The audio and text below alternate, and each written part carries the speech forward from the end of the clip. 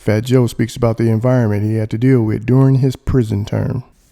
I get to thinking the other day I was talking about, when I got locked up, right? And so, one of the most horrible days of my life, right, when I had to go. So in New York, right, every single federal prison, Fort Diggs, Sodersville, whatever, there were literally 200-300 guys waiting for me in every jail, right? So I guess the feds get wind of this and they say, let's send him to Miami. He lives in Jersey, he lives in Miami. Let's send him where he don't know nobody like that, right?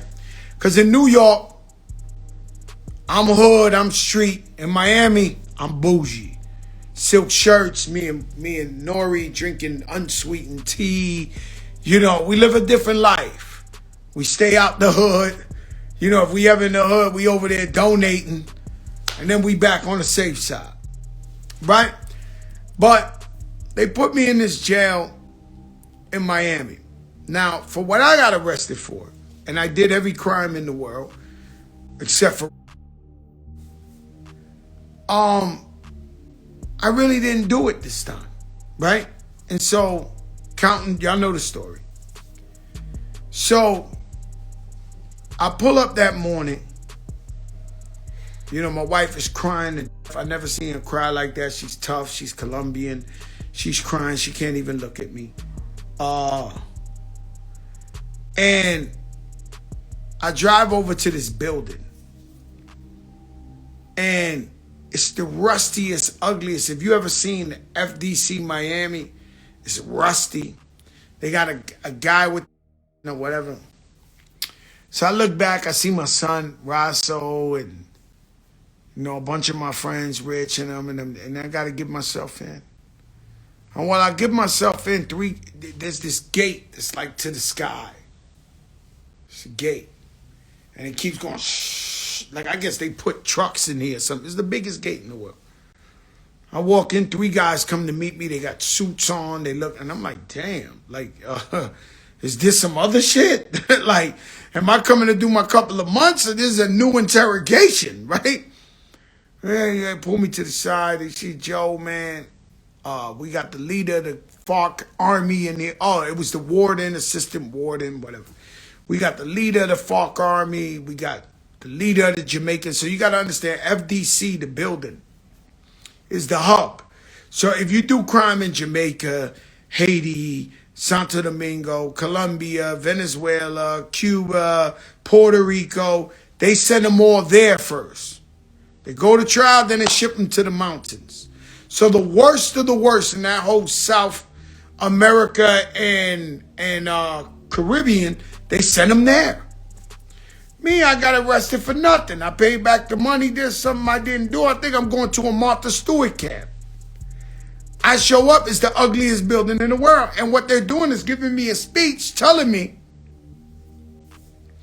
that it's dangerous in here. We got this. We got the leader of the shower posse. They just naming crazy people. And so they try to get me to sign into PC or solitary confinement. We never had a guy as famous as you in here. We don't want you to get hurt, cause no problem. Sign into PC, protective custody or this. And I say, I can't do that, guys. Like, to you, I would be remiss. I would be crazy to you if Fat Joe signed into protective custody. He been talking big shit for years. We know it's 95%. But Fat Joe in protective custody. So I'm like, I'm humble.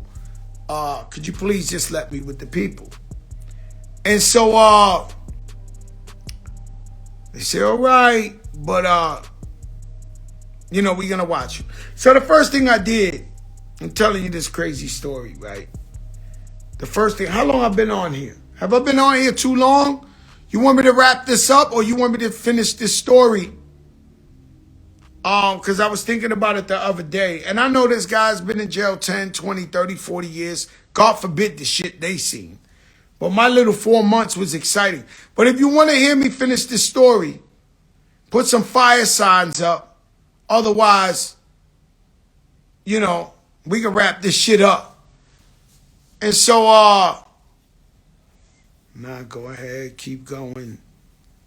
Finish. No para sigue, mi gente.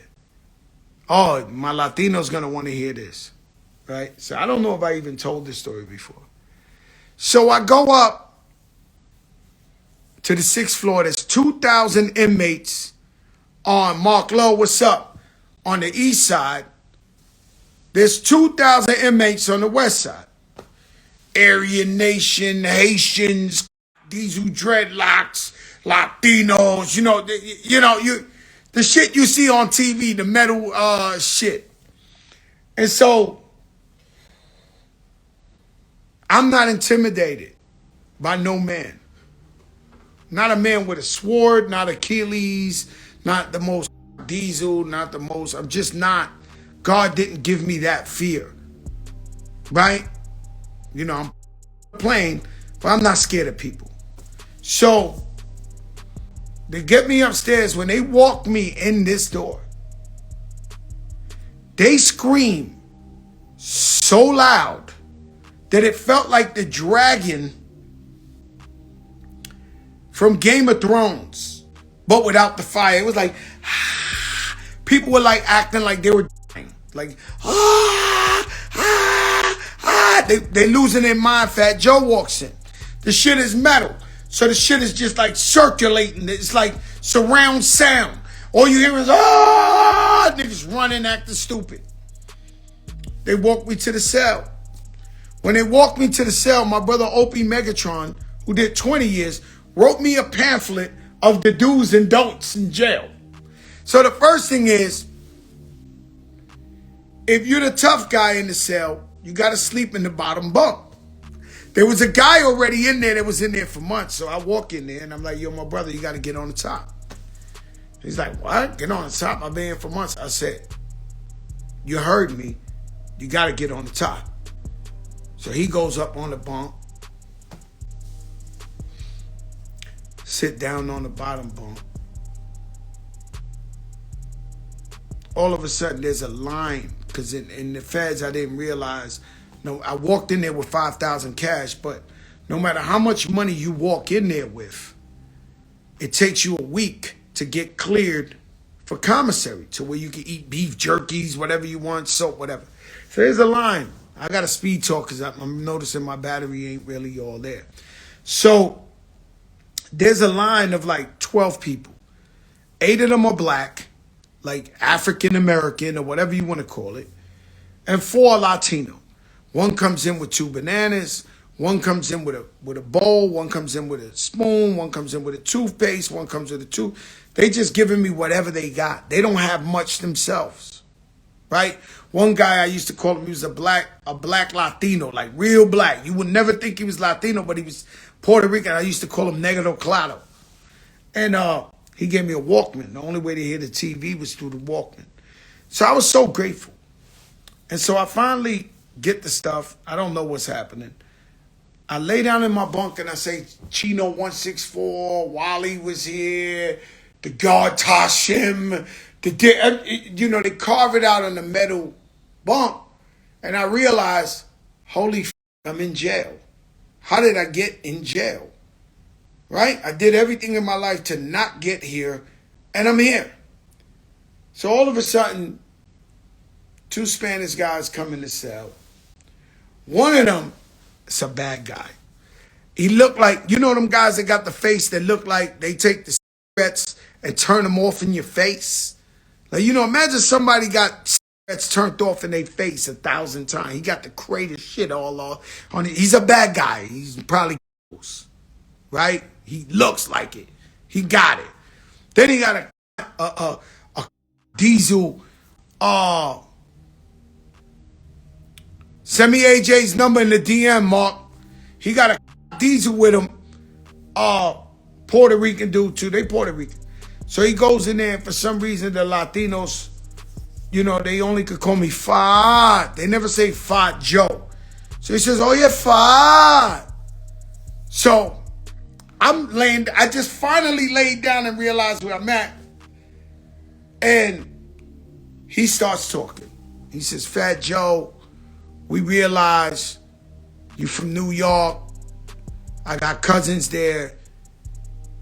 They grow up with black. And I see that you're cool with the black.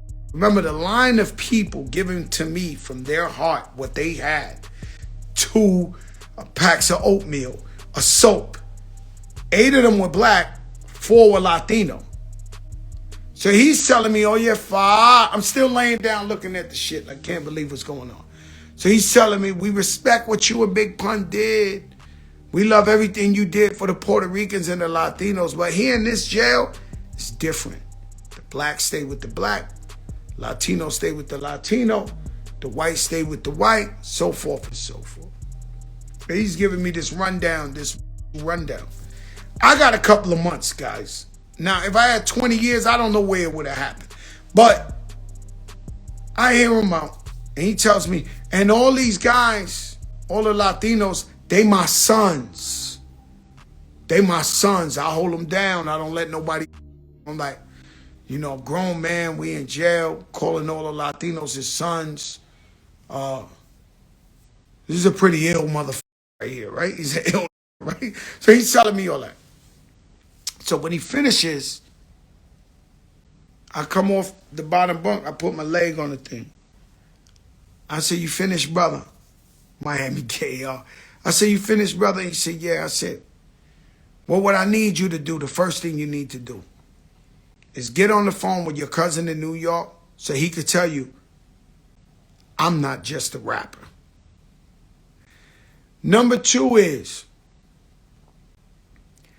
I've been running motherfuckers for so long that if I came in this jail for 6 months and you could say that you ran Fat Joe and you told Fat Joe what to do, they would have to give you a statue in your town in Puerto Rico. Like, tú tienes que tener un premio nuestro, papá, para mandarme a mí. Right?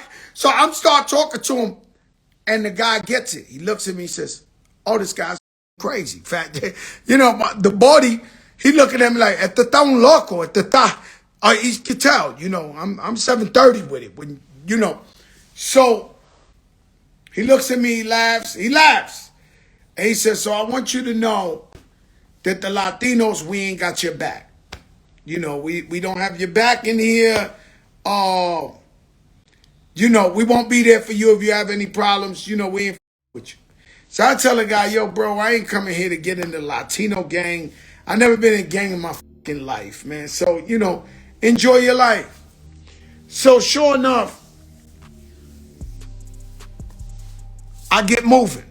So all of a sudden, I hired this kid. His name was Loco. Loco been in jail before he was even an adult.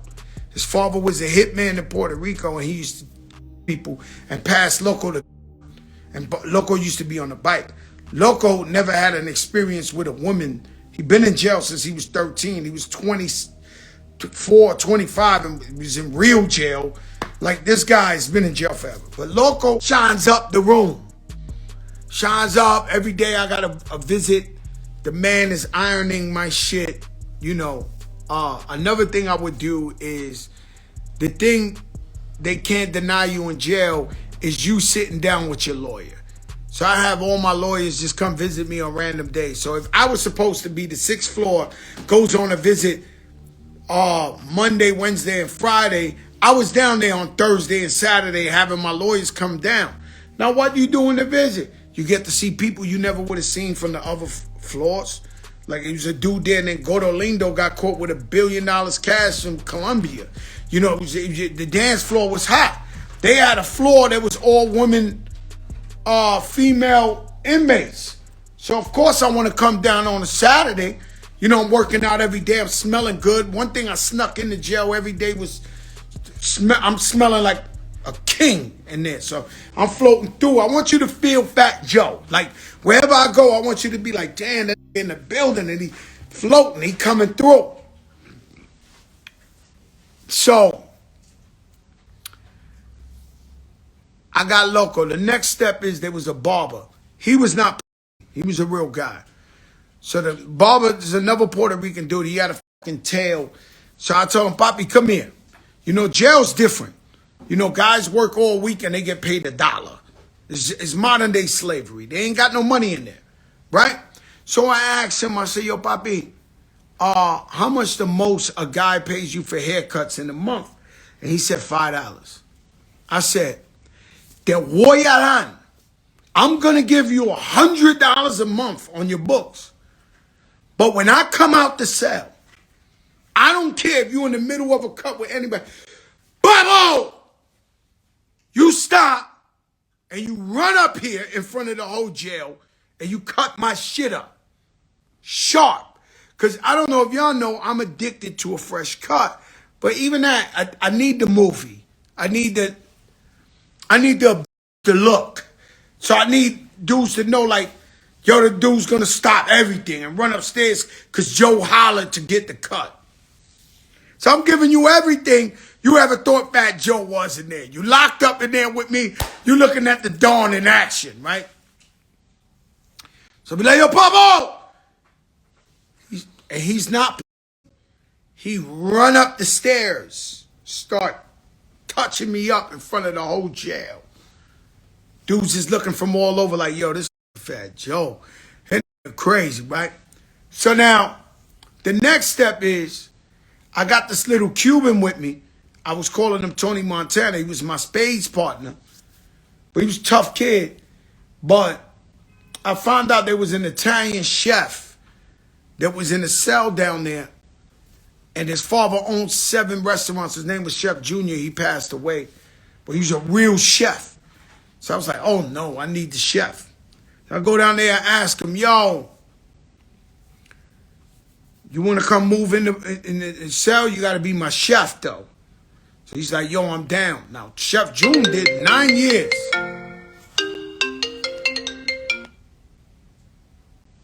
Chef June did 9 years, right? He was on his last 8 months or whatever. So I got to tell a Cuban guy, yo, Cuba, yo, Tony Montana, you got to move into the cell down there. Now, he's like, yo. He's real tough, and he's telling me, yo, not even the black guys in Atlanta moved me out my cell. I said, listen, Cuba, you're going to say whatever you want to say to convince yourself that, you know, whatever, but between me and you, you got to go. So think of a story of how you felt like going over there or whatever the case. You got to get the fuck about the cell, buddy. Hey, I got to tell you, Chef, now. Now, this thing is getting great. So, Chef, you know, in jail, you don't have the real products. So he used to make fresh mozzarella. And one thing about a real chef, they take their time. Even if you in the cell, like you're like, yo, my man, give me this shit. He got tomato, he got fresh mozzarella, he's sprinkling the salt with the olive oil and shit. And he make homemade ice cream, but everything he takes his time and garnishes up, make it look like, yo, bro, we in jail, bro. Give me this shit, right? And so Chef June was a treasure box. He taught me so much because people work in the kitchen and they sneak shit up. You know, they get to whatever. One thing they knew is we buying. We buying. So if you stole some eggs, you stole the chicken, you stole the this, you stole the that, you stole the this, you come right to Fat Joe's cell. And Chef Junior's going to make sure you got some money on your books, pay you whatever. We buying. And so my shit looking like a Walmart up in that motherfucker. You hear me? Like, if you think Louis trucks, we had like 6 of them shits. Like beef jerky mania, noodles mania, olive oils, tuna fishes, crackers. This shit is out of control. And so Chef June used to deal with everybody. They come up. You get chicken. If you want to hear the rest of these stories, put the fire signs on. I'm going to get out of here, man. I'm telling you, I'm going to get out of here. Put the fire signs. There ain't nobody fucking with me in my stories. When I say nobody, Put the fire signs. So the moral to the story is, Chef Junior's cooking everything. He baking real cakes. Motherfuckers is stealing, because in the jail, the cafeteria you work in is right next to the police cafeteria. So in the police cafeteria, they really got ingredients and shit. Flour, eggs, clams. We was doing linguine and clam sauce and shit like that in there. I'm not exaggerating. Baking cakes and shit, right? So with a microwave. So we up in there, right? And so I'm there for like 3 months already. Shit is comfortable. I'm not hanging out with nobody. So I'm not in nobody's gang. It's me, Chef Junior. And I had another guy. I used to call him Hong Kong's Mongolian. So they had this white dude that was like brutal strength. That I saw him playing basketball with dudes, and the diesel dudes were scared to play with him because he's like the Joker, throwing his shit around this. And the white guys didn't want him. You know, they go the white stick with the white, the black. For some reason, this guy was crazy. Nobody wanted him. So I recruited him. I adopted him to sit with us. And I called him Hong Kong's Mongolian. He was standing like this. So when I went to work, the guy was shining the table. We had a table. So there's only 4 tables with 2,000 prisoners. So I asked this Haitian dude. I said, bro, who sits there? He looked at me scared of death. A lot of these guys are scared of death. A lot, not Haitian, everybody. Guys are in jail, you never even knew they was in there. They just floating around scared to death. So you could even know, like, your girls, your man most likely was scared to death. Floating through jail, going to the churches, the library, like getting the up out of anybody seeing them. Of course, Fat Joe's in there making the biggest of movies in this shit. And I only got 4 months. They in there with 18 years, bank robbery, this, that. I'm just, you know, and so I go on a visit, right? And what I was going to say another funny part of this shit, this story right here. So I go on a visit, and when I go on a visit, I'm going to just tell you the truth. I never told this part of the story, but as I'm going into the, we had Loco, we had the Barber, we had the Chef. And so as I go to the visit, I sit down with my wife, I sit down with some other dude. So he says, yo, kick your slides off. So in jail, for some reason, it's uniform. So in the feds, you can either wear a gray sweatsuit, which is a no-frill sweatsuit, or a beige dicky suit on a visit. Other than that, nobody got nothing. Like nothing fly, no sneakers, no scarves, no Nike hats, no nothing. That's what you got. Now I go on a visit, and homeboy says, yo, take off your slides. And they all like no-frill slides. And then he passes me some slides. Now the slides are Jordan slides. So now when I go upstairs, I didn't ask for them, it happened. So how I get my table, I took it. And so the first day I was in there, I asked the Haitian guy, who sits on the table? He said, the tough guy. So I went right downstairs. There's a dude sitting on there. I'm like, yo, my man, you gotta get the fuck up. I don't have no crew, no gang, no this. I'm by myself. Yo, my man, you gotta get the fuck up off the table, man. So it's only 4 tables, 2,000 inmates, right? So he's looking at me like, yo, my man, this is our table. I said, I know. And I'm taking it.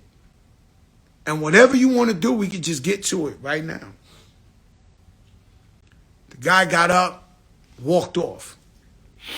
At that point, from the 2,000 inmates that thought Fat Joe the rapper was there, maybe he was going to be performing live, At least 1,000 of them hated on me after that. They was like, yo, fuck him.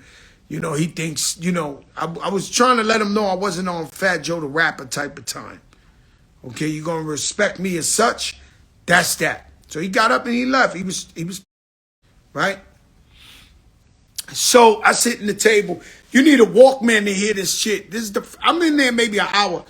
I don't even have a Walkman. I'm just looking at Love and Hip Hop like, right? So this is how I'm moving. And so fast forward 3 months, we floating around, but it's only 3 of us. Hong Kong's Mongolian. One day he said, boss, let me ask you a question. I said, yeah. He said, Hong Kong and Mongolia is 2 different places. I said, yo, my man, shut the fuck up and be happy I gave you a name, man. Go fucking shine the table, man. This motherfucker was shining the table. That shit was like a fucking rim. Yo, Rich, that table was so fucking shiny. Like, you know, I would go to work, come back. They say he just, yo, dudes who had half a brain, they was like, yo, Joe, this guy here, you got this guy. But he was a little off, but he was a good guy. You know, it's Hong Kong's Mongolian, right? And so, nah, it's incredible. So I go, I ain't got no crew, no nothing. I'm walking around. Shout out to Soldier Slim. Soldier Slim was with me. He used to work with me. Soldier Slim. What Soldier Slim was locked up with me, what he said, all facts. Yo, Soldier Slim. Yo, these people think I be capping. Yo, Slim. All facts. My Soldier Slim. Yo, I gotta pin that shit. How do I pin that shit? Soldier Slim. Where it goes? Hold up. Where this at? Pin comment. Yo, he was in there with me, and he said all facts. So I had Hong Kong's Mongolian. You don't want me to tell him a story with you, Soldier Slim, right? Oh my God. So me and Slim, we work together. We be singing, just hold on, I'm coming home, right? So, oh man, what happened with the girl, Raggedy Ann? Remember that, Soldier Slim? I'm a shift stories. So there was this lady cop. She worked in the kitchen. She ran the kitchen. I worked in the kitchen, right? So while I work in the kitchen, you know what I'm saying? Like I said, there's a part of the cafeteria where it's only cops only. But they got these Snickers ice keys. The Snicker ice creams. You know the Snickers ice cream. So I go up in there, the guys that work in there, they throw me a Snicker every day. Throw me a Snicker too. Sometimes I had too many Snickers, right? So I'm in there walking around with the Snicker ice cream, right? So I walk out of there with the Snicker ice cream. I'm eating it. And here comes... Slow, I'm on my live. Let me call you back, all right? So I gotta go. But listen, Raggedy Ann, she walking like this, she catches me. So she starts screaming. She takes the Snicker out of my hand. That's cool, you know. And she says, this is my jail. I don't give a fuck about nobody in here. I run this shit, this, that. I'm like, all right. I didn't even want to argue with her. I kept it moving, right? At the end of the work, they got to take you on a big-ass elevator to go up. It's 100 guys that work there. I stood in like the 98th position on the line. So I'm trying to be out the way. So she starts screaming, this is my jail and I run this shit. And I don't care if you rich and famous. I don't care this. And she keeps talking shit like that. So I step out the line. I said, miss, I kind of think you talking about me. She said, well, what am I am talking about you. I said, well, I'm going to be honest with you. You started a little late. Because all I got is 4 months. I did 3 already. I'll be home in 1 month. I have a mansion down the block on the water. She said, well, what if you leave in a pine box?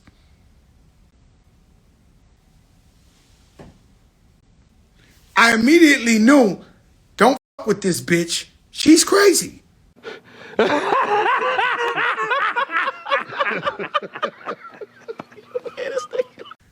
I ain't say nothing. Went in the elevator. Dudes was like, yo, that's just crazy. They're like, she trying to let you know. She'll bite me too. She'll kill you in that bitch. All right, cool. Now Next day I go back to work and some cop had heard about it. Black cop. I don't know his name, short. But he went over there and he took me to Raggedy Ann. Man, he violated that woman so much, cop to cop. Like, you don't never talk to Fat Joe like this, that. F you, bitch. He was going crazy. So I never f***ed with her again. I go home. 6 months later, I can't sleep, right? And so I turn on this news channel, the One News Network, and out of nowhere it says, correction officer at FDC locked up for murdering her husband. This chick, they had video from people's homes. She killed the husband and threw him in the water over her fucking boat. This is Raggedy Ann. Google this shit. I can't make it up. FDC. And so I'm looking at her. I said, damn, man, the fucking God don't like ugly, man. Look at her. She on the news. She's in jail now. She her husband. She's in jail now, Raggedy Ann. And so it's crazy. One day my phone rings and it says, this is federal officer such and such. I guess they heard what she had said to me. And I said, yo, my mans, don't call me behind this shit, man. I don't know what you talking about, man. I hung up the phone so fast. But I got to go, man. Important shit happened. But we had a good time today. It's the biggest in the game. Let your darkest moments bring your most clarity. You know, it's when you're going through stuff in life, you see if your family and your friends are there for you. If they're not there for you, God is letting you know you don't need them in your life. Put God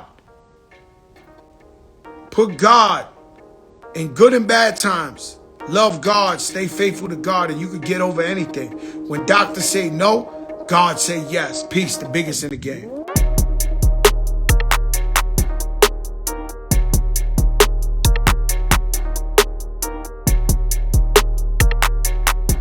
Thanks for tuning in to 9 Mag TV.